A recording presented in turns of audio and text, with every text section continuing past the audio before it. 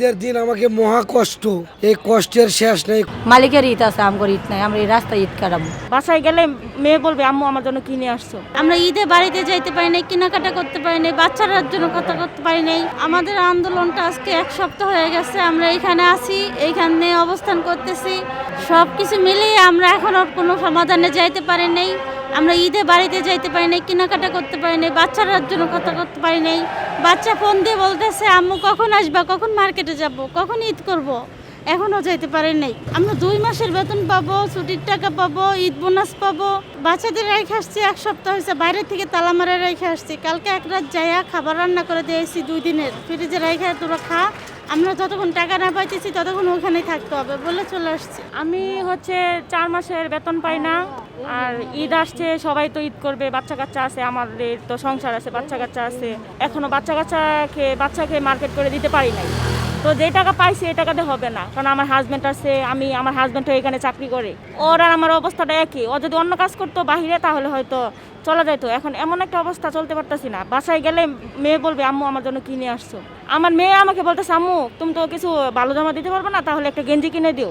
এগুলো কথা বললে কেমন লাগে, এজন্য এখানে আসি, দেখি কি হয়। ঈদে যেতে পারতেছি না, বাড়িতে মা আছে, বাবা আছে, সন্তান আছে, অনেক খারাপ লাগতেছে। ঈদের দিন আমাকে মহা কষ্ট, এই কষ্টের শেষ নেই। কষ্টের জন্য দায়ী একমাত্র TNZ গ্রুপের মালিক শামীম সাহেব আর বর্তমান ডাইরেক্টর শাহিন সাহেব।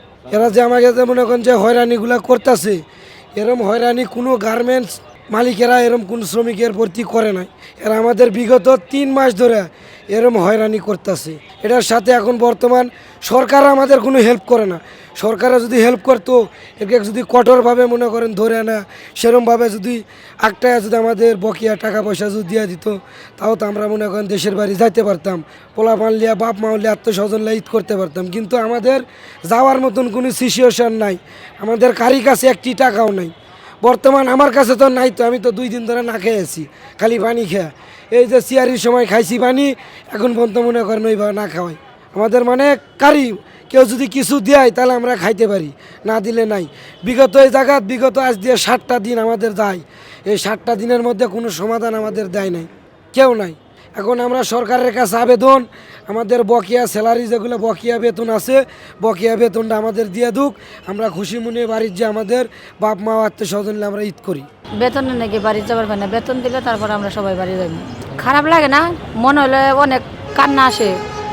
কান্না করে কী করবো, টেয়া না হলে কান্না করে কী করবো। সকালে সবাই ভাই বোন সবাই কান্দাকাটি করছে, কিন্তু কান্দাকাটি করলে কী হবো, মালিকের তো আর মায়া লাগে না। মালিক হচ্ছে সুর বাটপার, শাহিন একটা বাটপার। আমরা সেনাবাহিনী নাকি কোনো কারো কাছে যাইতে পারি না। আঙ্গ বেতন পাওনা দাওনা ঈদের বোনাস বুঝাইয়া দিব, তারপরে আমরা ঈদ করবো। আঙ্গর জন্য কোনো ঈদ নাই, মালিকের ঈদ আছে, আমগর ঈদ নাই। আমরা এই রাস্তায় ঈদ কাটাবো যদি আঙ্গর বেতন পাওনা দাওনা না বুঝাইয়া দেয়।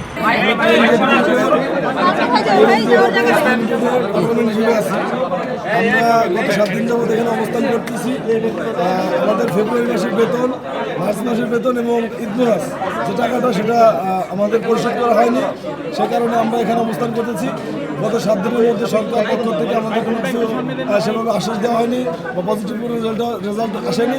এবং আমরা একদিন মন্ত্রণালয়ের সামনে গেলেও সেটা পুলিশের সাথে সংঘর্ষ হয়।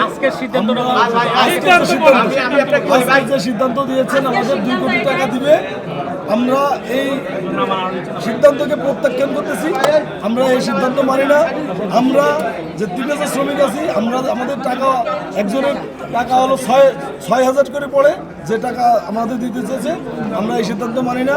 আমরা আগামী যতদিন আমাদের পাওনাদি পরিশোধ না হবে ততদিন শ্রম ভবনের সামনে অবস্থান কর্মসূচি থাকবে।